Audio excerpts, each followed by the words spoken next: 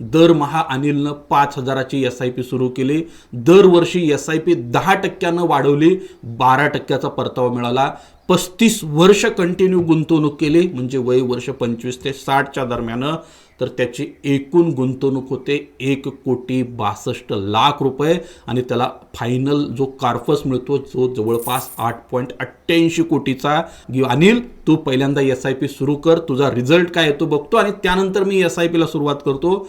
सुनीलनं देखील वयाच्या 35व्या वर्षी दरमहा 5,000ची SIP सुरू करतो, दरवर्षी तो देखील 10%चे स्टेपअप करतो, त्याला देखील 12% कॅगर मिळतो, तो देखील पुढलं 25 वर्ष गुंतवणूक करतो. त्याची एकूण गुंतवणूक झाली 59,00,000 रुपये आणि त्याच्याकडे असलेला कॉर्पस तयार झाला 2.13 कोटीचा. याचा निष्कर्ष काय मित्रांनो, अनिलनं फक्त 10 वर्ष आधी सुरुवात केली, त्याच्या संपत्तीचं झाड 4 पट जास्त फुललं.